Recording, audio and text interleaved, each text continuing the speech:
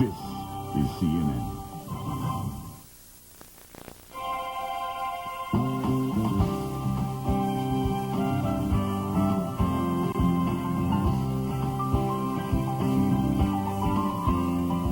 Home video of happy students heading to sea. This is the ship that was rammed and sunk by a U.S. nuclear sub. The search for survivors continues. Then, traveling can be hazardous to your health. This morning, a survival guide if you're off to see the world.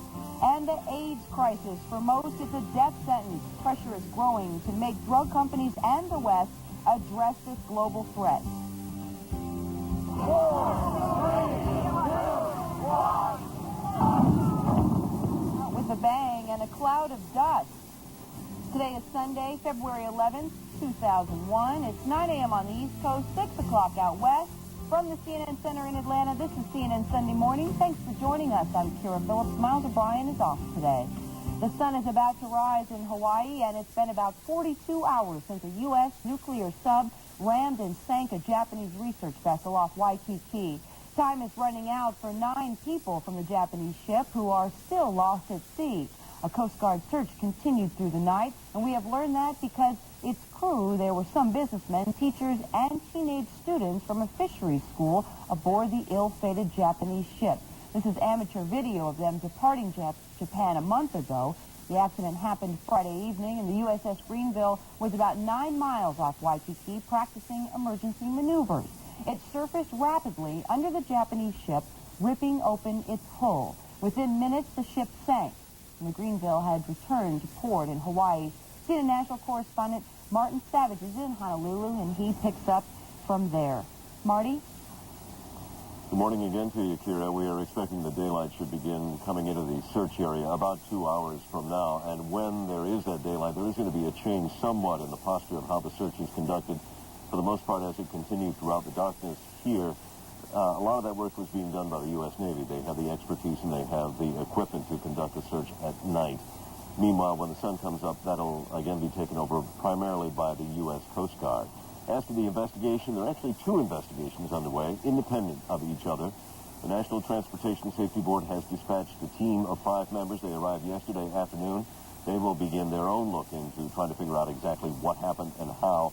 And then also, the U.S. Navy has its investigation underway. To that end, they have named Rear Admiral Charles Griffith from Bangor, Washington, to head up that investigation. As you mentioned, the USS Greenville arrived back at Pearl Harbor, where it is based yesterday. They were looking over the damage that was done to the hull of the submarine with the run-in it had with the fishing vessel.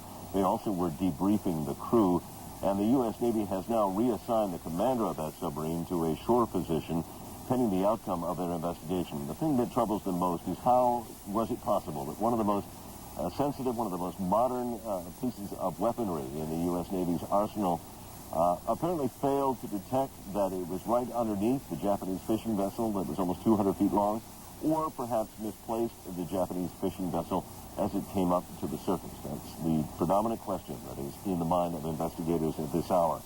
Also yesterday, there was a very somber meeting that took place between the U.S. ambassador to Japan. That would be Thomas Foley, as he met with families of the survivors and those that are still missing. He expressed his condolences. He also expressed apologies on the part of the United States.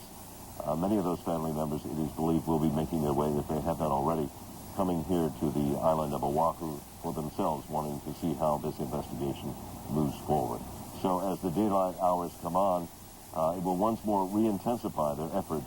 The search area covering about 1,500 square miles. It also should be pointed out that the Japanese have their own vessel that has been helping in the search effort. It is known as the Ehime Maru. It's actually a tall ship. It was out there searching yesterday. The Coast Guard says it will be involved in the search again today. Kira?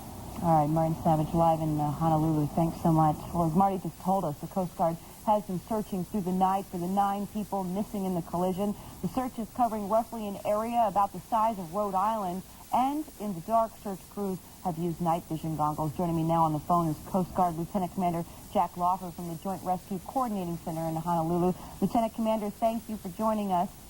You're welcome, Kira. Good morning. Good morning. I guess along with the night vision goggles, you also had P-3 aircraft and choppers to help out. Any signs of life? The search continues. We have no signs of the 9 people that are unaccounted for. How about any additional debris? Not tonight. Nobody has found any additional debris. There were several pieces that were picked up yesterday during the daylight hours. Now, late yesterday, someone within the Coast Guard said the search would last about 48 more hours. Where do you stand now, and how many more hours to go before you call it a recovery? That has yet to be determined. We're going to continue searching as long as we think there's any hope. Now in daylight, I take it you have divers. What else? How are you continuing the search? During the night, we've had two U.S. naval ships and one Coast Guard cutter out searching, and we've also had a Navy P-3 and a Navy H-60 helicopter out searching in the air. In a couple of hours at daylight, we'll have a Coast Guard fixed-wing aircraft and a Coast Guard helicopter up, and there'll also be another couple of surface craft out, as well as the Japanese Nippon Maru. Lieutenant Commander, how about the temperature of the water? The first thing I think of is hypothermia, and if there are survivors, that would be something they'd be dealing with. The temperature of the water is about 77 to 78 degrees, which it can be a factor, but, you know, that's not a real cold temperature, and there are many variables in how long a person can last in that degree water. How about visibility? Visibility right now is about 7 nautical miles, and we've got winds. Actually, we had some thunderstorms come through tonight, and the winds have calmed down right now. They're about 4 knots. All right, Lieutenant Commander Jack Laufer, thanks for joining us and giving us an update on the search. As we mentioned, President Bush has apologized to Japan for the submarine accident, but the president's major focus this week is on his review of the nation's defense. CNN's Kelly Wallace joins us now from the White House with those details. Hi again, Kelly. Well, hi again, Kira. That is right. And you know, the president's review of the armed forces does come at a tough time for the military, with that search still continuing for those missing from that Japanese research vessel, and the Navy promising a full investigation to explain how something like this could have happened. But again, Mr. Bush hoping tomorrow to put the focus on the men and women in uniform. He will travel to Fort Stewart, Georgia, where he will announce that his defense budget this year will include a $1 billion increase to give military men and women a pay raise. The president also promising to increase the budget by another $3.5 billion to pay for things like improvements in military housing. But at the same time, the Pentagon says it needs as much as $7 billion right now to pay for flying hours and training exercises and spare parts. But the president says he won't go to Congress to ask for additional funds until a full review of the armed forces is completed. I have said during the campaign, I have said since I've been sworn in, it's important for us to do a top-to-bottom review, to review all missions, spending priorities, and that's exactly what the Secretary of Defense is going to do. And before people jump to conclusions, I think it's important to get that review finished.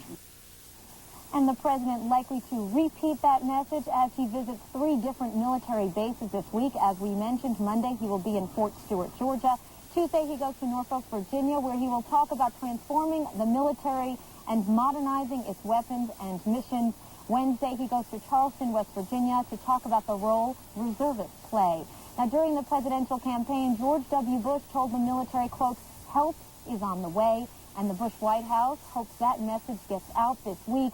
But at the same time, it is unclear how that accident involving the Navy submarine and this whole debate over Pentagon spending could complicate the president's goals of staying on message. Kira? All right, Kelly Wallace live at the White House. Thank you. And later, a member of the president's cabinet will discuss Military Week. Secretary of State Colin Powell will be a guest on CNN Late Edition with Wolf Blitzer. That's coming up at 12 p.m. Eastern, 9 a.m. Pacific.